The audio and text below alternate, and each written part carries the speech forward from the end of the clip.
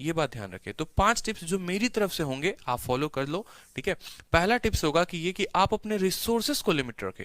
क्या होता है कि बच्चा जब तैयारी कर रहा होता है ना, तो कभी किसी स्टूडेंट ने आके बोल दिया कि ये मटेरियल है, बहुत अच्छी है, वो उसको भी पढ़ रहा है, दूसरा मटेरियल उसको भी पढ़ रहा है, तीसरा इंस्टीट्यूट उसका पढ़ रहा है, तो हर इंस्टीट्यूट का आप पढ़ना शुरू कर देते हो। तो आपको उतना नहीं करना, आपको फिक्स माइंड में रखना है कि बस मुझे सीएचएसएल की नौकरी लेनी है, तो मुझे उसके अकॉर्डिंग पढ़ना है। तो आपको अपने रिसोर्सेज जो है वो काफी लिमिट करने पड़ेंगे, मतलब कम किताबें लेकिन बार बार पढ़ना, ठीक है।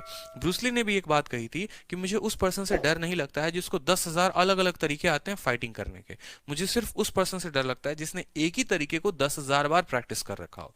तो बस आप अपनी किताब में पूरा का पूरा मास्टर बन जाओ, इस बात का ध्यान रखो। मल्टीपल रिवीजन इसी को हम बोलेंगे कि जितना पढ़ रहे हो 5 दिन, हमेशा देखो मेरी जो स्ट्रैटेजी होती थी वो 5+2 की होती थी। मैं 5 दिन पढ़ता था और 2 दिन उनको रिवाइज करता था। सिर्फ खाना भी जरूरी नहीं है, पचाना भी जरूरी है। तो 5 दिन आप पढ़ते हो, जो वो क्या पढ़ रहे हो, जो जनरल अवेयरनेस पढ़ रहे हो, जो आप मॉक दे रहे हो, मैथ्स लगा रहे हो, तो उसको आप 2 दिन रिवाइज भी करो। मोस्ट इंपॉर्टेंट है, बिना रिवीजन के आपका सिलेक्शन मुश्किल है।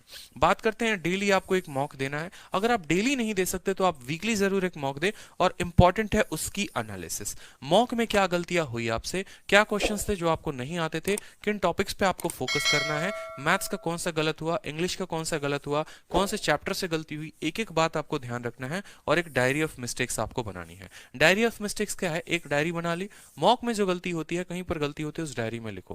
क्योंकि अक्सर ऐसा देखा जाता है कि जो गलती आप मॉक में कर रहे होते हो वही गलती आप पेपर में भी करके चले आते हो। तो कम से कम वो गलती तो आप रिपीट नहीं करोगे। एग्जाम के 5 दिन पहले से इस डायरी ऑफ मिस्टेक्स को पढ़ना आप शुरू कर देना। नेक्स्ट बात करते हैं, यहाँ पर आप अपने कैलकुलेशन स्पीड को बढ़ाओ, ठीक है। जितना ज्यादा कैलकुलेशन कर सकते हो उतना ज्यादा कैलकुलेशन करो। डेली आप 15 मिनट अपने आप को दो, सुबह उठते ही 15 मिनट दो, माइंड में ही आप अपना कैलकुलेशन करना शुरू कर दो। कैलकुलेशन की एक बहुत एग्जॉस्टिव वीडियो जो अब तक यूट्यूब पर नहीं है, कम से कम 10 से 12 घंटे की वीडियो मैं लेकर आऊंगा एक साथ पूरी की पूरी, और एक एक चीज कैलकुलेशन की मैं आपको बताऊंगा कि जैसे 125 हो गया, इसका स्क्वायर आप सीधा कैसे कर सकते हो। सीधा आप लिखोगे 156 25, ऐसे शॉर्ट फॉर्म में कैसे लिख सकते हो बड़ी बड़ी संख्याओं का स्क्वायर, ठीक है। 82 को आप सीधा कैसे गुना कर दोगे 88 से, ठीक है। तो ये हो जाएगा, इतने शॉर्ट में आप कैसे लिख सकते हो, सभी चीजों के बारे में हम यहाँ इस वीडियो में जान जाएंगे। उसके अलावा आप जो कर सकते हो वो कर सकते हो कैलकुलेशन की एप्स। कैलकुलेशन एप्स होते हैं जैसे स्पीडी मैट्रिक्स कोई ऐप हो गया या कोई दूसरी ऐप भी होगी, तो आप सारे ऐप्स डाउनलोड करके डेली प्रैक्टिस कर सकते हो। फ्री टाइम में कभी आप ऑटो में हो, खाना बना रहे हो, रूम पर हो, कुछ भी कर रहे हो, तो आप कैलकुलेशन एप्स का इस्तेमाल करके आप अपनी कैलकुलेशन और मेमोरी पावर को बढ़ा सकते हो। नेक्स्ट बात करते हैं लास्ट इंपॉर्टेंट, कि एटलीस्ट लास्ट देखो, पढ़ाई कर ली पूरी की पूरी, टीयर 2 की जानकारी जाली, अब टीयर 1 में लास्ट में क्या करोगे।